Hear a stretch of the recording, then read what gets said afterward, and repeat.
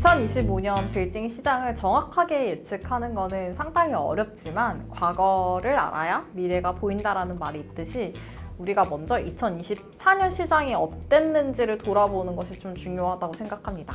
그래서 2024년 시장, 빌딩 시장에 대해서 키워드를 4가지로 꼽아보고 한 가지 이슈에 대해서 좀 말씀드리도록 하겠습니다.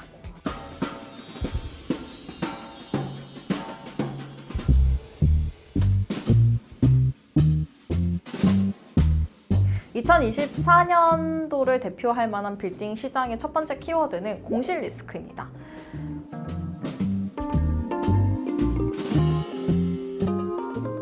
공실 리스크에 대한 그런 우려들이 상당히 많은 2024년이었는데 공실 중에서도 특히나 이제 통임대 공실에 대한 걱정들이 상당히 많았습니다.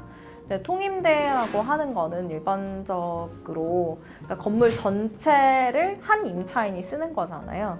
좀 극적으로 얘기를 하자면 통임대 지옥이라고 얘기를 할 만큼 통임대가 정말 수요가 많이 없었던 시기라고 생각을 해요. 왜 그러냐를 살펴보자면 한 3, 4년 전만 해도 강남 이면에 신축을 건물을 해놓으면은 통임대로 정말 많이 수요가 맞춰졌단 말이에요. 임차인들이 상당히 많이 잘 들어오고 바로바로 나갈 만큼. 근데 그 임차인들이 누구였냐면 대부분 스타트업 기업들이었습니다. 스타트업 기업들이 사업으로 그런 신축 건물들을 많이 임대를 하면서 강남을 신축을 하게 되면은 실제적으로 3, 4% 이상 임대 수익이 났던 적도 상당히 많은데 하지만 스타트업의 그런 업황이 좀 나빠지면서 임차를 다 못 채우고 나가거나 아니면은 임차가 도래하면 바로 나가는 그런 상황들이 발생을 된 거죠. 지금 현재까지만 보더라도 전체적으로 통임대를 구하는 건물들은 상당히 많은데 공급은 상당히 많은데 수요가 적다 보니까 통임대에 대한 그런 걱정과 우려들이 상당히 많이 나타난 것으로 보입니다. 전 참고로 제가 맞춘 통임대가 아닌 이상 좀 믿지 않는 편은 맞습니다. 그리고 이게 임대인이 바뀌면은 나갈 수 있다라고 알고 계시는데 임대인이 바뀌면은 임차인이 나갈 수 있는 권리나 혹은 주장을 할 수 있습니다. 그렇기 때문에 실제로 지금 현재 3%로 맞춰진 통임대로 맞춰진 건물이라고 할지라도 매입을 하고 나면 사실은 임차인이 나갈 확률이 좀 높을 수는 있습니다.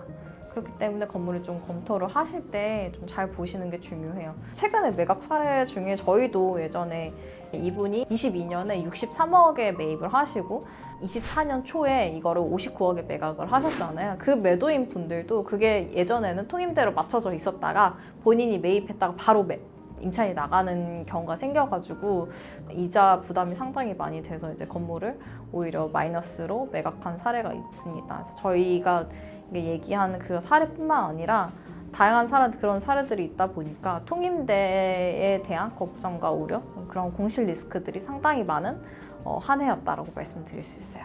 두 번째 키워드는 신축은 잠시 안녕입니다.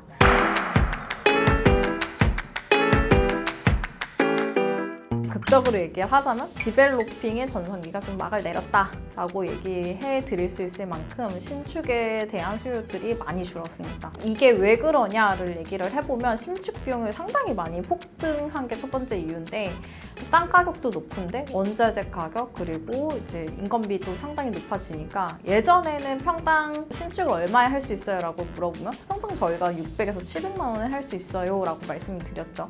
근데 지금은 한 1000만 원, 평당 1000만 원 수준으로 또 잡고 있고 보통 신축 기간이 6개월에서 1년 정도 잡으니까 거기에 대한 이자에 대한 비용, 금융 비용, 왜냐면 그 사이에는 임차인을 받지 못하잖아요. 그래서 오로지 이자를 내는 그 이자 비용을 감당을 하다 보니까 너무 많은 그런 신축에 대한 부담감 때문에 우선 신축에 대한 수요는 상당히 많이 사그러들었습니다.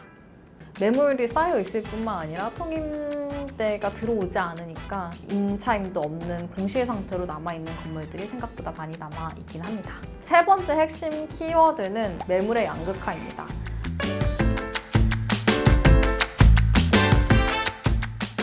한마디로 애매한 매물은 애매하다. 하지만 좋은 매물들은 언제나 최고가를 갱신한다가 2024년이었습니다. 굳이 강남이 아니더라도 역 근처나 혹은 항아리 상권이거나 혹은 트렌디한 위치에 있는 상권, 그러니까 성수나 혹은 압구정 같은 그런 트렌디한 위치에 있는 상권 같은 경우에는 최고가를 찍으면서 매각되는 사례가 있었다라고 말씀드릴 수 있는 2024년이었습니다. 부동산에서 가장 중요한 건 저는 입지라고 생각을 하는데, 그동안은 임차인이 어떻게 보면은 다가가기 어려운 위치에 있던 건물들도 신축된 사업으로 쓰다 보니까 건물이 이제 그런 건물들도 매각이 잘 됐었는데, 지금은 그렇게 애매한 위치보다는 임차인들이 좀 접근하기 확실한 위치, 트렌디한 위치를 좀 더 선호하는 현상을 많이 볼 수 있습니다. 이게 다 어떻게 보면 사실은 공실에 대한 리스크 부분들이 커졌기 때문에 현금의 흐름이 확보가 되지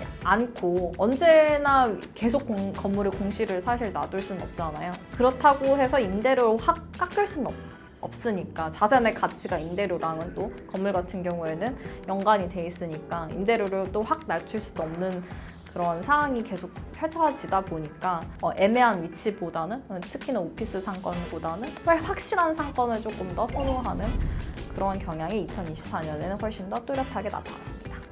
네 번째 키워드는 건물의 자기 사업화입니다.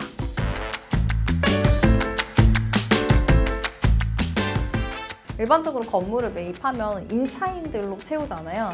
근데 임차인으로 채우지 않고 본인 스스로 일부를 사용하는 거죠. 저는 지경은 언제나 항상 옳다라고 생각을 가지고 있는 그런 편이기 때문에 그 사업을 계속 운영해왔던 분들이 건물을 매입하는 거에 대해서는 상당히 좋게 생각합니다. 하지만 요즘 어떤 트렌드가 사실은 이제 좀 보이냐면은, 그 사업을 꾸준히 하고 있지 않았는데 그 사업을 하기 위해서 건물을 매입하시는 분들이 눈에 보이기 시작했어요. 그래서 그런 거는 조금 조심해야 될 것 같습니다. 사업을 꾸준히 해오신 분들은 그 분야에 대해서 그 업황이 좋든 안 좋든지 간에 계속 꾸준히 유지를 하신 거잖아요. 사업 플러스 부동산을 덤에서 얹었는데, 예를 들면은 나는 요즘 특히나 모텔이나 에어비앤비 사업 같은 거 장사를 하시기 위해서 이제 건물을 매입을 하시는데, 해보지도 않은 상태 혹은 조금 해보신 상태에서 건물을 그냥 섣불리 매입을 하게 되시면 나중에 그 사업이나 장사를 접고 나서 건물만 덩그러니 남는 상태가 되죠. 그렇다고 하면 그 건물도 정리가 되거나 혹은 임차인이 구해야 되는데, 내가 나가면 임차인이 안 구해지는 그런 상황이 올 수가 있거나, 혹은 그 동네 수준에 비해서 너무 무리한 볼륨에 있는 건물을 매입을 하게 되시면은 나중에 매각하기가 어렵습니다. 그래서 본인이 나중에 향후 사업을 엑시트하더라도 그 부동산이 혼자 남아질 경우 적절한지 안 적절한지를 반드시 살펴보고 이제 매입을 하시는 게 되게 중요하다고 생각합니다.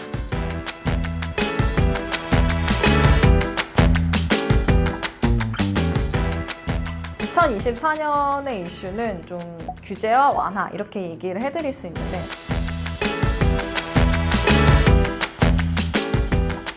사실 규제라고 하기에는 조금 말씀드리기는 어렵고, 많은 분들이 법인 명의로 건물을 매입을 하세요. 특히나 이제 취득세 중과를 피하기 위해서 가밀 억제권역 밖에다가 건물을 매입을 하시게 되는데, 지금 거기에 대한 취득세 중과에 대한 조사가 상당히 많이 일어나고 있습니다. 취득세 중과를 피하기 위해서 과밀 억제권역 밖에서 건물을 매입하는 것은 불법이 아닙니다. 단 오직 취득세를 피하기 위해서 법인을 만드시고 과밀 억제권역 밖에서 본점을 두었다면 그건 불법일 수 있습니다. 그래서 추징을 당하는 사례들이 좀 많이 일어나고 있거든요. 그거는 저희가 전 영상에 언급을 해드렸으니까 좀 보시면 좋을 것 같습니다. 두 번째는 완화인데요. 사실 완화라고 하기에는 좀 큰 그런 이슈는 아니지만, 12월 달에 신사동 가로수길에 일자권 사생 제한이 완화됐습니다. 그동안 예를 들면 200에서 250% 정도 지을 수 있는 건물을 180에서 200% 정도 지었다면 지금은 충분히 입주권에 상관없이 다 지을 수 있다라고 얘기를 하는 건데, 이 완화가 얼마나 많은 상권을 살아나기 위한 그런 영향을 줄지는 잘 모르겠지만, 제가 여기서 말씀드리고 싶은 거는 2024년 시장에도 상업용 건물에 대한 이제 완화 정책은 조금씩 나오고 있다라는 걸 말씀드리고 싶어요.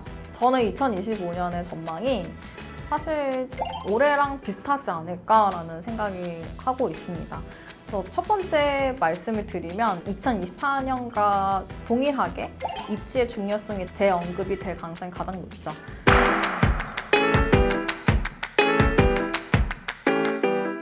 저는 부동산을 바라보는 시각은 항상 부동산 입지가 상당히 중요하다고 생각하는 편이긴 합니다. 첫 번째도 입지, 두 번째도 입지, 세 번째도 입지. 저는 항상 그런 얘기를 하잖아요. 입지가 애매한 곳은 손해보면서도 매각되는 사례가 있을 것이고, 입지가 좋은 그런 수요가 몰리는 곳들은 계속 최고가를 갱신할 것이다 라는 생각을 가지고 있습니다.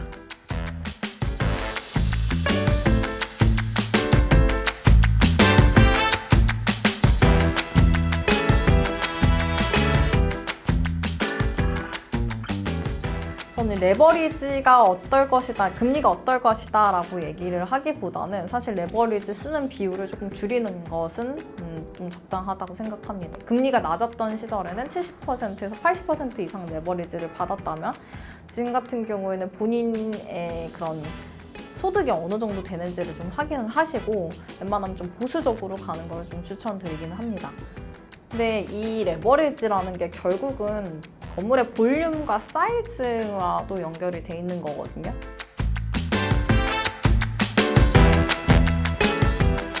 예를 들면 예전에는 90% 정도 80-90% 레버리지를 일으킨다 그러면 10억을 가지고도 100억짜리 건물을 살 수 있고 20억을 가지고도 어떻게 보면은 200억짜리 건물을 살 수 있었던 시기가 있는데, 현재는 레버리지를 상당히 좀 잘 관리를 하는 게 중요하기 때문에 볼륨이 상대적으로 좀 많이 줄어들 것 같아요. 그래서 예전에는 200억대, 300억대 건물들이 좀 잘 팔리는 그런 시기가 있었다면 작년과 마찬가지로 100억대 전후 그 밑에 있는 건물들이 훨씬 더 잘 팔리지 않을까라는 생각을 해보고 있습니다. 그리고 하나 더 얘기를 해주자면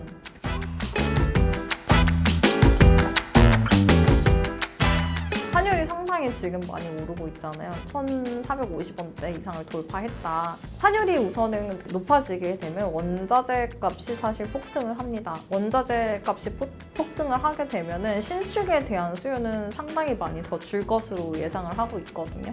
그래서 신축을 하기보다는 예전처럼 지금 현재 입지에서 좀 잘 나가는 건물들, 그러니까 역 근처나 트렌디한 상권, 항아리 상권에 있는 그런 수익이 현금 흐름이 잘 나오는 건물들 아니면 신축에 대한 수요는 상당히 많이 줄어들 것으로 예상하고 있습니다.